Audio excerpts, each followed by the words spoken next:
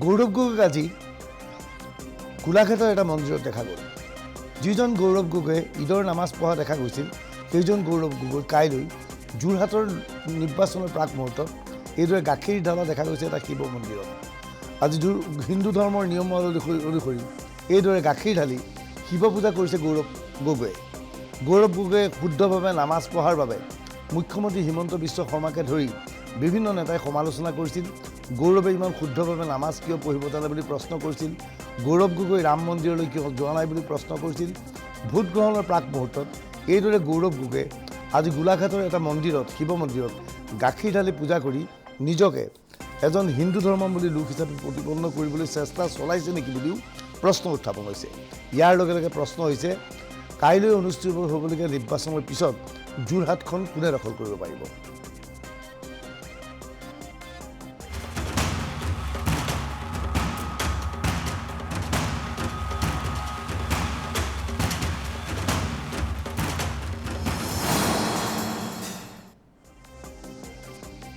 কাইলৈ পাঁচখন আসনৰ বাবে ভোটগ্ৰহণ অনুষ্ঠিত হ'ব। এই 5খন আসনৰ ভিতৰত আটাইতকৈ গুৰুত্বপূৰ্ণ 2খন আসন হৈছে যোৰহাট আৰু ডিব্ৰুগড়, য'ত দুজন গগৈ ৰাজনৈতিক ভৱিষ্যত নিৰ্ভৰ কৰিব। কেৱল দুজন গগৈ নহয়, এই দুইজন গগৈ সমৰ্থন জনোৱা তৃতীয়জন গগৈ অখিল গগৈৰ ভৱিষ্যতো নিৰ্ভৰ কৰিব কালিৰ নিৰ্বাচনৰ ওপৰত।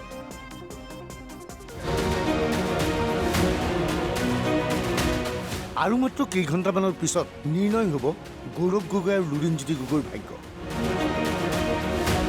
এক কথাত ক'বলৈ গ'লে 3জন গগৈৰ ভাগ্য নিৰূপণ হ'ব মাত্ৰ কেইঘণ্টামানৰ পিছত। গৌৰৱ গগৈ, অখিল গগৈ আৰু লুৰিণজ্যোতি গগৈ। শুকুৰবাৰে ৰাজ্যখনৰ 5টা লোকসভা সমষ্টিৰ প্ৰথম পৰ্যায়ৰ নিৰ্বাচনৰ ভোটগ্ৰহণ প্ৰক্ৰিয়া অনুষ্ঠিত হ'ব।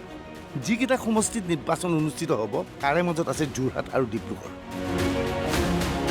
যোৰহাটৰ পৰা কংগ্ৰেছৰ প্ৰাৰ্থীৰূপে প্ৰতিদ্বন্দ্বিতা কৰিছে গৌৰৱ গগৈ। ইয়াৰ বিপৰীতে কংগ্ৰেছৰ মিত্ৰজোঁটৰ প্ৰাৰ্থী হিচাপে ডিব্ৰুগড়ৰ পৰা প্ৰতিদ্বন্দ্বিতা কৰিছে লুৰিণজ্যোতি গগৈ। আৰু তৃতীয়জন গগৈ অখিল গগৈয়ে এই দুইজন গগৈক সমৰ্থন জনাইছে। এতিয়া প্ৰশ্ন হয়, আগন্তুক লোকসভা নিৰ্বাচনত এই 3 গগৈৰ মাজৰে 2 গগৈ বিজয়ী হ'ব পাৰিবনে নাই? গৌৰৱৰ সভাৰ বিপৰীতে বিজেপিৰ সভাত অধিক মানুহ। গৌৰৱৰ ৰেলীতকৈ বিজেপিৰ ৰেলী বহুত ডাঙৰ। গৌৰৱৰ তুলনাত বিজেপিয়ে আয়োজন কৰিছে অধিক সভা। তৎসত্বেও যোৰহাটত আণ্ডাৰ কাৰেণ্ট আছে নেকি? যোৰহাট লোকসভা সমষ্টিৰ সচেতন মানুহৰ মাজত এতিয়া এটা নতুন শব্দ বিৰাজ কৰিছে। শব্দটোৰ অৰ্থ আণ্ডাৰ কাৰেণ্ট, অৰ্থাৎ সোঁত বৈছে তলৰে। কোৱা হৈছে এই সোঁত বৈছে গৌৰৱ গগৈৰ সপক্ষে। চৌদিশে কেৱল আণ্ডাৰ কাৰেণ্টৰ কথা কৈ আছে সচেতন মহলে। এতিয়া প্ৰশ্ন হৈছে, সঁচাকৈ গৌৰৱ গগৈৰ সপক্ষে যোৰহাটত আণ্ডাৰ কাৰেণ্ট আছে নেকি? যোৰহাটত কোনো আণ্ডাৰ কাৰেণ্ট নাই, ইয়াত অভাৰ কাৰেণ্ট আছে। আণ্ডাৰ কাৰেণ্ট আছে নে অভাৰ কাৰেণ্ট আছে? মোদীজীৰ কাৰণে অভাৰ কাৰেণ্ট আছে, হয়নে নহয়? আজি যিসকলে যোৰহাটত আণ্ডাৰ কাৰেণ্ট কৈ থাকে, তেওঁলোকক মই ক'ব খুজিছো, ইয়াত 360 ভল্টেজ অভাৰ কাৰেণ্ট আছে। যোৰহাট লোকসভা সমষ্টিৰ অধীনস্থ বিভিন্ন মহাবিদ্যালয়ৰ ছাত্ৰ ছাত্ৰীৰ মাজত তপন গগৈৰ তুলনাত গৌৰৱ গগৈয়ে প্ৰভাৱ বিস্তাৰ কৰিবলৈ সক্ষম হৈছে বুলি প্ৰচাৰ চলিছে।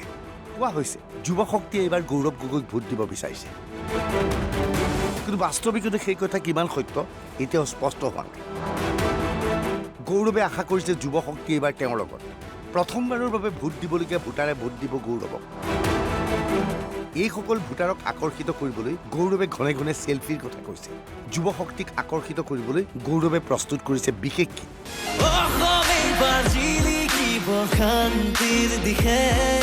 গণতন্ত্ৰ ৰক্ষা কৰিব গৌৰৱ গগৈয়ে, অসমীয়াৰ স্বাভিমানৰ গৌৰৱ উদাহৰণ, দিয়া নাই নিদিয়ে মিছা বচন।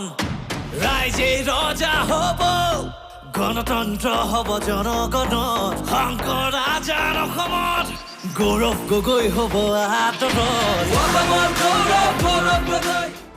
গৌৰৱ গগৈৰ সপক্ষে আন এক প্ৰচাৰ চলিছে। গৌৰৱ সাংসদ হ'লে সংসদৰ মৰ্যাদাত কথা ক'ব পাৰিব। ইয়াৰ পূৰ্বেও সংসদৰ মৰ্যাদাত চিঞৰ বাখৰ কৰিছিল গৌৰৱে। কিন্তু মুখ্যমন্ত্ৰী হিমন্ত বিশ্ব শৰ্মাই বাৰে বাৰে প্ৰশ্ন কৰিছে, গৌৰৱে সংসদৰ মৰ্যাদাত পূৰ্বৰ সমষ্টি কলিয়াবৰৰ কথা কেতিয়া কৈছিল? গৌৰৱে মণিপুৰৰ ওপৰত বক্তব্য ৰাখে। গৌৰৱে কেৱল নৰেন্দ্ৰ মোদীৰ বিৰুদ্ধে বক্তব্য ৰাখে। নৰেন্দ্ৰ মোদীৰ বিৰুদ্ধে বক্তব্য ৰাখি সমষ্টিৰ উন্নয়ন কোনেও কৰিব নোৱাৰে। এই কথা বাৰে বাৰে কৈছে মুখ্যমন্ত্ৰী ডক্টৰ হিমন্ত বিশ্ব শৰ্মাই। শিৱসাগৰত ঘনে ঘনে প্ৰচাৰ চলিছে, ভোট দিব লাগে গৌৰৱ গগৈ। গৌৰৱ সাংসদ হ'লে সংসদৰ মজিয়াত চিঞৰিব, চিঞৰি চিঞৰি যোৰহাটৰ কথা ক'ব গৌৰৱে। আমি দুজনে ডাবল ইঞ্জিন চৰকাৰে ৰেলখন আগৰ ফালে টানি থাকিম আৰু অখিল গগৈ ৰেলখন পিছৰ ফালে টানি থাকিব। কেনেকে ৰেলখন আগত যাব? আজি আন যিবিলাক সমষ্টি, সুশান্ত বৰগোহাঁই তাত মোদীজীয়েও আগৰ ফালে লৈ যায়, মুখ্যমন্ত্ৰীয়েও আগৰ ফালে লৈ যায়, সুশান্ত বৰগোহাঁই আগৰ ফালে লৈ যায়, ৰেলগাড়ীখন আগৰ ফালে চলি আছে। সেইকাৰণে শ্ৰদ্ধাৰ ৰাইজ, আমি ডাবল ইঞ্জিন চৰকাৰৰ লগত থিয় হ'ব লাগিব। ডাবল ইঞ্জিন চৰকাৰৰ লগত থিয় হ'লে আমাৰ উন্নতি হ'ব। লোকসভাত কোন সংসদে কথা, লোকসভাত সংসদত মোদীজীয়ে কথা ক'ব, বিধানসভাত হিমন্ত বিশ্ব শৰ্মাই কথা ক'ব শিৱসাগৰৰ ৰাইজৰ কাৰণে। শিৱসাগৰৰ কাৰণে আমি কথা ক'ম। আমাক কথা ক'বৰ কাৰণে বিৰোধী পক্ষ নালাগে। আজিওতো অখিল গগৈয়ে কথা কৈ থাকে বিধানসভাত, কোনোবাই গুৰুত্ব দিয়ে নেকি? বৰঞ্চ মোৰ মাজে মাজে সন্দেহ হয় যে অখিল গগৈৰ কিবা বেমাৰ আছে নেকি, পটক পটক উঠে আৰু পটক পটক নামে। যোৰহাট লোকসভা সমষ্টিৰ জনগাঁথনি এতিয়া সলনি হৈছে। পূৰ্বৰ যোৰহাট লোকসভা সমষ্টি আৰু সমষ্টি পুনৰ নিৰ্ধাৰণৰ পিছত যোৰহাট লোকসভা সমষ্টিৰ মাজত বহু পাৰ্থক্য আছে।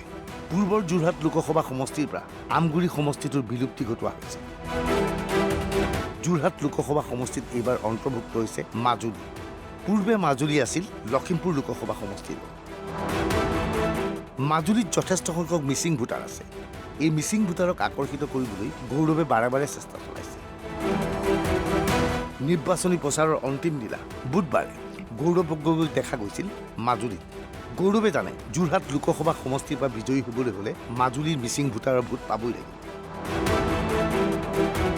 এতিয়া প্ৰশ্ন হৈছে, যোৰহাটৰ জনগাঁথনিয়ে কি কয়? তপন গগৈয়ে নিজ বিধানসভা সমষ্টিত সোণাৰীত এতিয়াও যথেষ্ট প্ৰভাৱ বিস্তাৰ কৰিবলৈ সক্ষম হৈছে। সোণাৰীৰ চাহ বাগিচাত বিজেপিৰ প্ৰভাৱ অভাৱনীয়। মাহমৰাৰ সুৰুজ দিহিঙীয়াই বিজেপিত যোগদান কৰাৰ পিছত কংগ্ৰেছ ক্ষতিগ্ৰস্ত হৈছে। ডিমৌৰ চাহ বাগিচাত তপন গগৈৰ প্ৰভাৱ বেছি, কিন্তু আহোম ভোটাৰৰ মাজত গৌৰৱৰ প্ৰাধান্য আছে। শিৱসাগৰৰ 30,000 মুছলমান ভোটাৰৰ লগতে আহোম ভোটেও গৌৰৱক সহায় কৰিব। শিৱসাগৰৰ বিধায়ক অখিল গগৈয়ে গৌৰৱৰ বাবে ব্যাপক হাৰত প্ৰচাৰ চলাইছে। সমষ্টি পুনৰ নিৰ্ধাৰণৰ পাছত নাজিৰাত অধিক বাগিচা অন্তৰ্ভুক্ত হোৱাত বিজেপিৰ স্থিতি মজবুত। টিয়কৰ ভোটাৰে এইবাৰ সমষ্টিটোত বিজেপিক ভোট দিবলৈ সাজু হৈ আছে। সমষ্টি পুনৰ নিৰ্ধাৰণৰ পিছত তিতাবৰৰ 2 লাখ ভোটাৰৰ মাজৰ প্ৰায় 90,000 ভোটাৰ হ'ল চাহ বাগিচাৰ। মাজুলী যোৰহাটত অন্তৰ্ভুক্ত হোৱাৰ লগে লগে মিচিং ভোট গুৰুত্বপূৰ্ণ হৈ পৰিছে। যোৰহাট লোকসভা সমষ্টিক প্ৰত্যাহ্বান হিচাপে লৈছে বিজেপিয়ে। মুখ্যমন্ত্ৰী হিমন্ত বিশ্ব শৰ্মাই একাধিক সভাত অংশগ্ৰহণ কৰিছে। কেতিয়াবা নাচিছে, কেতিয়াবা চাইকেল চলাইছে, কেতিয়াবা বিশাল ৰেলীত ভাগ লৈছে মুখ্যমন্ত্ৰী। কিন্তু তৎসত্ত্বেও গৌৰৱে ভাবে যোৰহাট লোকসভা সমষ্টিৰ পৰা তেওঁই জিকিব। আৰু অলপ কষ্ট কৰিব লাগিব। যদি নিৰ্বাচন জিকিবলৈ বিচাৰে যোৰহাট নিৰ্বাচন, আৰু অলপ কষ্ট কৰিব লাগিব। চাইকেল চলালে, খোজ কাঢ়িলে, নাচিলে, অলপ গানো গাব লাগিব। এতিয়া যোৰহাট আমি জিকিম। এবাৰ শৰাইঘাট যোৰহাট হৈছে, ৰাইজ নিজে আমাৰ সেনাপতি হৈছে আৰু ৰাইজে আমাক জিকাব এবাৰ চাব। হিমন্ত বিশ্ব শৰ্মাই যোৰহাট লোকসভা সমষ্টিৰ বিভিন্ন স্থানত ঘনে ঘনে ৰেলীত ভাগ লৈছে। বুধবাৰে সন্ধিয়া অন্তিমখন ৰেলীত ভাগ লয় শিৱসাগৰত। শিৱসাগৰ চহৰৰ মাজমজিয়াৰে এক বিশাল ৰোড শ্ব'ত ভাগ লয় মুখ্যমন্ত্ৰীয়ে। পৰৱৰ্তী সময়ত ৰাজহুৱা সভাত অখিল গগৈ সংক্ৰান্তত মুখ্যমন্ত্ৰীয়ে স্পষ্টভাৱে অভিযোগ উত্থাপন কৰে। যি অখিল গগৈ ডাঙৰীয়াই দিনে ৰাতিয়ে মোক গালি পাৰে, মিটিঙত লগ পালে কয় হিমন্ত বিশ্ব শৰ্মাৰ সমান ভাল মুখ্যমন্ত্ৰী নাই। পীযুষ হাজৰিকাক লগ পালে কয় পীযুষ হাজৰিকাৰ সমান ভাল মন্ত্ৰী নাই। ৰণোজ পেগুক লগ পালে কয় এওঁতো মোৰ দাদা, আৰু আপোনালোকক ক'ব বিজেপিক বিৰোধিতা কৰক। মোৰ মোবাইলত যদি ৰাতি 11টা বজাৰ পিছত সদায় যদি কাৰোবাৰ এটা ফোন আহে, সেইটো অখিল গগৈৰ ফোন আহে, বেলেগৰ ফোন নাহে। আৰু এদিন দুদিন নহয়, সদায় আহে। যোৱাকালিও আহিছিল, তাৰ আগৰ দিনাও আহিছিল, তাৰ আগৰ দিনাও আহিছিল, তাৰ আগৰ দিনা হৈছিল সদায় আহে আহিলে মই বেয়া নাপাওঁ খালি মই কওঁ যে ৰাতি ইমান ধুনীয়া ধুনীয়া কথা পতা আকৌ দিনত কিয় গালি গেলাজ কৰ তো দিনতো গালি গেলাজ কৰিব নালাগে ৰাতিও গালি গেলাজ কৰিব নালাগে একেলগে লগ হৈ শিৱসাগৰৰ উন্নতিৰ কাৰণে আমি কাম কৰিব লাগে হয়নে নহয় আমি জীৱনত MLA MP হোৱাৰ সুযোগ মানুহে বাৰে বাৰে নাপায় মুখ্যমন্ত্ৰী হোৱাৰ সুযোগ বাৰে বাৰে নাপায় জননী জন্মভূমিক সেৱা কৰাৰ বাবে আমি যেতিয়াই সময় পাওঁ প্ৰতিটো পল প্ৰতিটো ক্ষণ আমি ৰাইজৰ বাবে কাম কৰিব লাগে ইয়াতে মানুহৰ মাজত দুটা দুটা কথা কৈ লাভ নাই দুখন দুখন মুখা পিন্ধি লাভ নাই ক'ব লাগে যে শিৱসাগৰৰ কাম হ'ব লাগে আৰু শিৱসাগৰৰ কামৰ কাৰণে মই মোদীৰ লগত আছো মই হিমন্ত বিশ্ব শৰ্মাৰ লগত আছো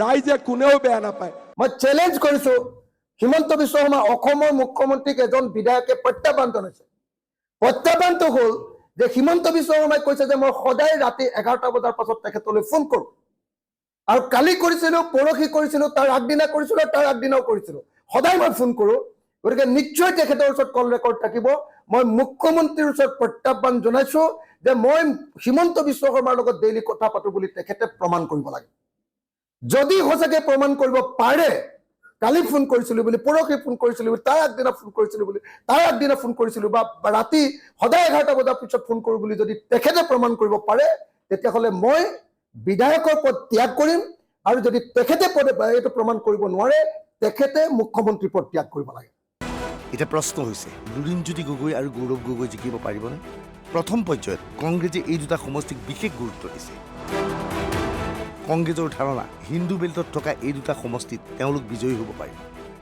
উজনি অসমত বহুত ভাল ফলাফল হ'ব উজনি অসমত কালিলৈ ৰাইজে চাহ শ্ৰমিকৰ মজুৰি বৃদ্ধি নকৰাৰ প্ৰতিবাদ কৰিব কাখন জাপি দিয়াৰ প্ৰতিবাদ কৰিব 6 জনগোষ্ঠী জনজাতিকৰণ নকৰাৰ কাৰণে ব্ৰহ্মপুত্ৰ খনন নকৰাৰ কাৰণে অসম চুক্তি ৰূপায়ণ নোহোৱাৰ কাৰণে কালিলৈ সমগ্ৰ উজনি অসমৰ মানুহে বেলট বাকচত সেই প্ৰতিবাদ সাব্যস্ত কৰিব গৌৰৱ গগৈ গৌৰৱ গগৈটো জিকিলে এইটো অসমৰ মুখ্যমন্ত্ৰীয়েও জানে গৌৰৱ গগৈ জিকিলে বুলি চবতছে আগত গম পায় অসমৰ মুখ্যমন্ত্ৰীয়ে লুৰিণ গগৈটো জিকিবই কা আন্দোলনৰ পৃষ্ঠভূমি আছিলে ডিব্ৰুগড় সৰ্বানন্দ সোণোৱাল ডাঙৰীয়াৰ নেতৃত্বত ছাম ষ্টাফৰ্ড দীপাঞ্জল দাস দ্বিজেন্দ্ৰ পাংগিং ঈশ্বৰ নায়ক আব্দুল আলিম শ্বহীদ হৈছিলে কালিলৈ ডিব্ৰুগড়ৰ মানুহে 50 শ্বহীদক শ্ৰদ্ধাঞ্জলি দিব সৰ্বানন্দক বিদায় দিব যোৰহাট বা ডিব্ৰুগড় সহজেই কংগ্ৰেছে লাভ কৰাটো সম্ভৱপৰ নহয় এতিয়াও ভোটাৰে সিদ্ধান্ত লোৱা নাই প্ৰকৃততে কাক ভোট দিব